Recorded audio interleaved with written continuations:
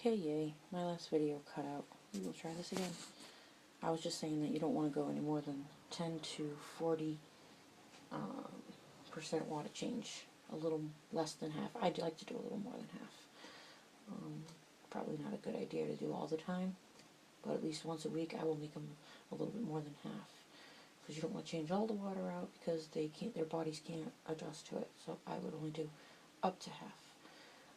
When you are changing it, you want to make sure you try and vacuum out the tank with a vacuum hose. It's kind of like a siphoning thing, because it's not electric, it's not battery, it's not power. You have to actually create enough suction to clean the gravel, which is it can be really difficult to get it just right.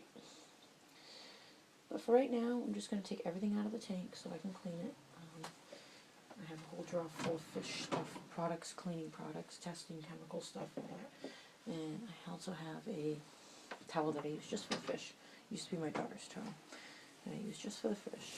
And once you start taking things out, you can leave them in the tank. That's perfectly fine. They're probably going to be skittish when you start taking stuff out, so they'll scoot over to one side of the tank and they won't even bother you. So that's basically what I'm going to do now. I'm going to take out all the decorations and the huts that they hide in and stuff, and then I will proceed with cleaning after that.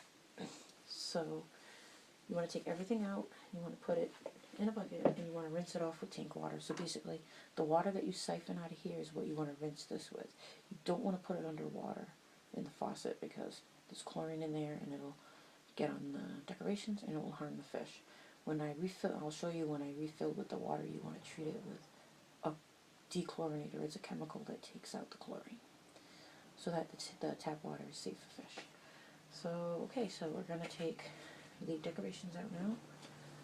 And like I said, they'll just scoot off to one side. And then from there, I'll be able to explain better what's going to come next. And over time, it probably won't happen for weeks, maybe a month or two. After you get the tank, you'll start developing algae. So far, I don't have any algae whatsoever. But you may get algae. I'm just shaking the gravel out of this. That's good enough.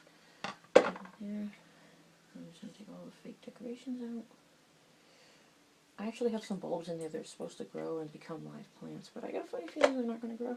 And I got them from Walmart, so there you go. And yeah, I mean, you probably could take the fish out if you're going to clean the tank, but bouncing them back and forth, it just becomes stressful to them, and you run the risk of them jumping out of the water. That's actually happened to me once. I started out with two platies. I had a neon and a sunset, which is still in there. The neon jumped out of the tank, out of the bowl. I was picking him up with the net to move him over. He jumped out of the bowl, landed on the floor. I freaked out, grabbed the net, scooped him up, and he stayed alive. So sometimes they will land on the floor and survive, and he survived. So I lucked out there big time. So I've pretty much got all the decorations out now and all the fake plants, and I'm going to stop the video and restart it because I need to go and get my gravel vacuum anyway. And then I will be back and I'll show you how to do that process.